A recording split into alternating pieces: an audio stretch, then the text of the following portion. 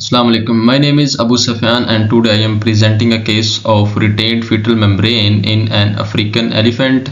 This report is based on published case in the Montgomery Zoo in Alabama, United States.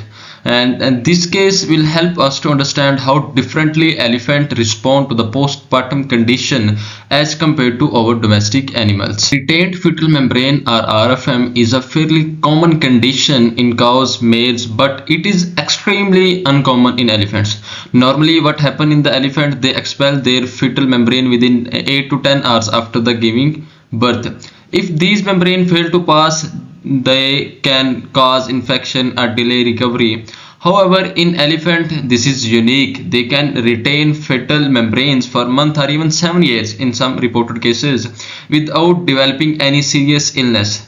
That is why what makes this case so remarkable and worth studying from a theriogenology point of view. This case involved a 30-year-old female African elephant which was nulliparous, meaning she had never calved before.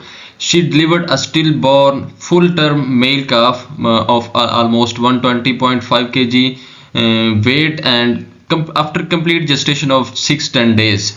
The labor started around 2.5 hours, which considered normal in the elephant. The calf was found stillborn and several developmental abnormalities like orthogaroposis, which is the found in the forelimb and the flexion of the carpal joints at 90 degree, and there was the renal agencies, meaning the one kidney, right kidney was absent in the calf, and there was a sign of the fetal stress like hemorrhagic conjunctiva application on the myocardium, as well as the meconium staining was there. These abnormalities suggest that the calf had suffered from fetal stress and developmental problems even before the birth that may lead to the stillbirth in this case. The clinical findings were that about 41 days before calving, the cow's blood test showed elevated WBC in the blood, which suggesting the inflammation. Most probably it could be the placentitis, due to which there was increased WBCs. And after the parturition, what happened? A part of the fetal membrane comes out from the vulva, but they were failed to detach.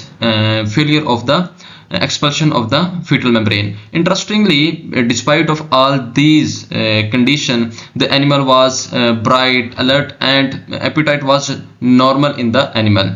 However, over the next few days, the animal developed ventral abdominal edema, as well as there was a persistent high WBC count. Even though she looked normal, her blood test clearly showed that her body was fighting something internally, because there was a persistent increased WBCs. Laboratory findings.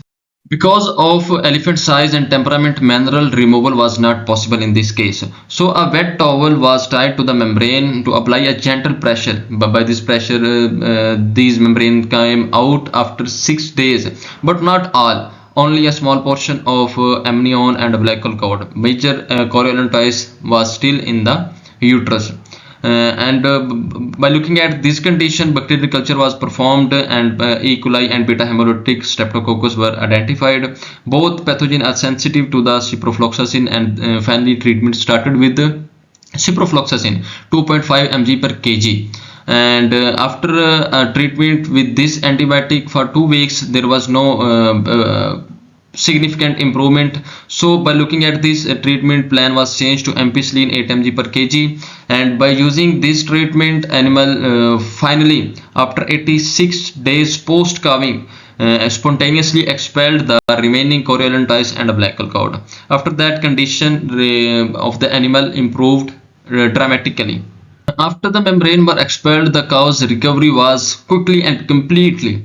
She became active again, started feeding normally, and no any discharge again seen from vulva. Blood test taken over next 6 months showed no increase in the WBC count, and there was no any clinical symptoms was found later on in when follow for 6 months. This shows amazing ability of the elephant to manage uterine infection naturally even after a long period of retention. The risk factor involved in such cases could be the first parity, advanced maternal age, and fetal malformation could be the possible causes of such cases to be happened. But the persistently high white blood cell count show that elephant body mounting an immune response, but it remained localized rather than the systemic.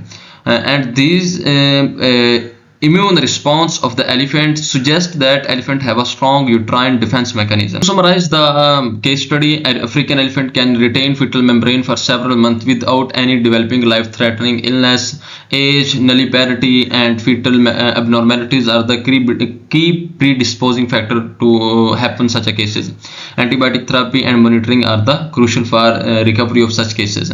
Elephants show unique reproductive physiology, allowing them to manage infection much in a better way than our domestic animals.